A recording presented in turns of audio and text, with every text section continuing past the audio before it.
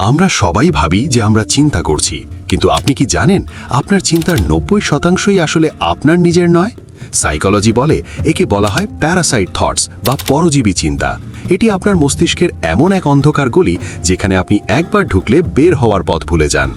আপনি নিজেকে বুদ্ধিমান ভাবছেন কারণ আপনি অনেক ভাবছেন, কিন্তু আসলে আপনি একটি মানসিক চক্রে আটকা পড়েছেন। আজ আমরা আলোচনা করব কেন আপনি ওভারথিংকিং করেন এবং কিভাবে এই অদৃশ্য কারাগার থেকে চিরতরে মুক্তি পাবেন। ওভারথিংকিং আসলে কি? The dark loop. অধিকাংশ মানুষ মনে করে বেশি চিন্তা করা মানেই তারা সচেতন, কিন্তু ওভারথিংকিং কোনো বুদ্ধিমত্তার লক্ষণ নয়, বরং এটি একটি মানসিক প্যারালাইসিস। যখন আপনি অতীতে ঘটে যাওয়া কোনো ঘটনা নিয়ে বারবার আফসোস করেন বা ভবিষ্যতে কি হতে পারে তা নিয়ে আতঙ্কিত হন, তখন আপনার মস্তিষ্ক একটি কর্টিসল স্পাইক তৈরি করে। এটি আপনাকে শারীরিকভাবে ক্লান্ত করে দেয়, কিন্তু কোনো সমাধান দেয় না। মাকিয়াভেলিয়ান নীতি অনুযায়ী যে নিজের মনের ওপর নিয়ন্ত্রণ হারিয়েছে সে পৃথিবীর ওপর নিয়ন্ত্রণ পাওয়ার যোগ্যতা হারায়। আপনি আপনার চিন্তার দাস হয়ে পড়ছেন, মালিক নন। ফেক প্রোডাক্টিভিটি একটি আধুনিক ফাঁদ। আমরা যখন কোনো কাজ শুরু করার বদলে সেটা নিয়ে অতিরিক্ত প্ল্যান করি, আমাদের মস্তিষ্ক আমাদের একটি মিথ্যা তৃপ্তি দেয়। একে বলা হয় ফেক প্রোডাক্টিভিটি। আপনি ভাবছেন আপনি কাজ করছেন, কিন্তু আসলে আপনি কেবল চিন্তার জালে আটকা পড়ে সময় নষ্ট করছেন। এটি আপনার আত্মবিশ্বাসকে ভেতর থেকে খেয়ে ফেলে এবং আপনাকে অলসতার এক সুন্দর চাদরে ঠেকে দেয়। অন্ধকার রেনেসাঁ স্টাইলে বলতে গেলে এটি আপনার সময়ের ধীরে ধীরে ঘটে যাওয়া এক মৃত্যু। ওভারথিংকিংয়ের সমস্যাগুলো বুঝবেন কিভাবে? Red flags. ওভারথিংকিংয়ের প্রথম রেড ফ্ল্যাগ হলো ডিসিশন ফ্যাটিগ বা সিদ্ধান্ত নিতে ক্লান্তি বোধ করা। ছোট ছোট বিষয়েও, যেমন আজ কি পোশাক পরবেন বা কি খাবেন তা নিয়ে যখন আপনি দীর্ঘ সময় দ্বিধাদ্বন্দ্বে ভোগেন, বুঝবেন আপনি এই জালে আটকা পড়েছেন। দ্বিতীয় লক্ষণ হলো ঘুমের সমস্যা। যখন আপনার শরীর ক্লান্ত কিন্তু আপনার মস্তিষ্ক একটি পুরনো রেকর্ডের মতো একই চিন্তা বারবার বাজিয়ে যাচ্ছে, তখন এটি আপনার জন্য বড় সংকেত।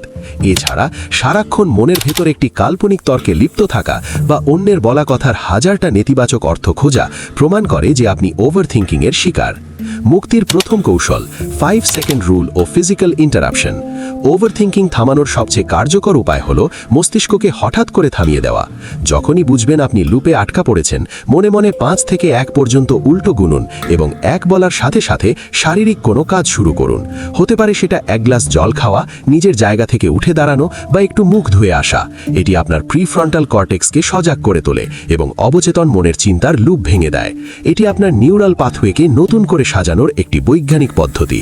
দ্বিতীয় কৌশল দ্য ওরি উইন্ডো বা চিন্তার নির্দিষ্ট সময়। সারাদিন দুশ্চিন্তা না করে নিজের জন্য একটি নির্দিষ্ট সময় বরাদ্দ করুন। ধরা যাক বিকেল 5টা থেকে 5টা 15 মিনিট। এই 15 মিনিট আপনি প্রাণ ভরে দুশ্চিন্তা করুন, যা যা খারাপ হতে পারে তা ভাবুন। এর বাইরে যখনই কোনো খারাপ চিন্তা আসবে নিজেকে কমান্ড দিন, এখন নয়, ওরি উইন্ডোর সময় এটা নিয়ে ভাবব। এটি আপনার মস্তিষ্ককে শৃঙ্খলার মধ্যে নিয়ে আসবে। আপনার মনকে বুঝতে দিন যে আপনিই বস, আপনার চিন্তা নয়। তৃতীয় কৌশল এক্সটার্নালাইজেশন বা কাগজে কলমে যুদ্ধ। আপনার মাথার ভেতর চিন্তাগুলো দানবের মতো মনে হতে পারে, কিন্তু যখন আপনি সেগুলো কাগজে লিখবেন দেখবেন সেগুলো আসলে খুব তুচ্ছ। আপনার ডার্ক রেনেসাঁ স্টাইলে একটি ডায়েরি রাখুন, সেখানে আপনার ভয়গুলো স্পষ্ট করে লিখে ফেলুন। যখন চিন্তাগুলো মাথা থেকে বের হয়ে কাগজে চলে আসে তখন মস্তিষ্ক হালকা অনুভব করে। আপনি তখন বুঝতে পারবেন যে আপনি আসলে সাধার সাথে যুদ্ধ করছিলেন। মনে রাখবেন, শত্রুকে পরাজিত করতে হলে তাকে আগে সামনে আনতে হয়। মুক্তির চতুর্থ কৌশল স্টোইসিজম ও কন্ট্রোল সার্কেল। দার্শনিক মার্কাস অরেলিয়াস বলেছিলেন, আপনার মনের ওপর আপনার ক্ষমতা আছে, বাইরের ঘটনার ওপর নয়। আপনার চিন্তাগুলোকে দুটি ভাগে ভাগ করুন, যা আপনি নিয়ন্ত্রণ করতে পারেন এবং যা পারেন না। অন্যের সমালোচনা বা অনিশ্চিত ভবিষ্যৎ আপনার নিয়ন্ত্রণে নেই। যা আপনার হাতে নেই তা নিয়ে চিন্তা করা মানে হচ্ছে স্বেচ্ছায় বিষ পান করা। এই স্টোইক দৃষ্টিভঙ্গি আপনাকে কেবল শান্ত করবে না, বরং আপনাকে মানসিকভাবে অপরাজেয় করে তুলবে। আপনার শক্তি কেবল সেই কাজে ব্যয় করুন যা আপনি পরিবর্তন করতে পারেন। Action is the antidote. ওভারথিংকিংয়ের একমাত্র প্রতিষেধক হলো অ্যাকশন বা কাজ। অন্ধকার ঘরে বসে চিন্তা করার চেয়ে ভুল পথে 1 কদম হাঁটাও ভালো। আপনি যখন কাজে ব্যস্ত হয়ে পড়েন আপনার মস্তিষ্ক ওভারথিংকিং করার সময় পায় না।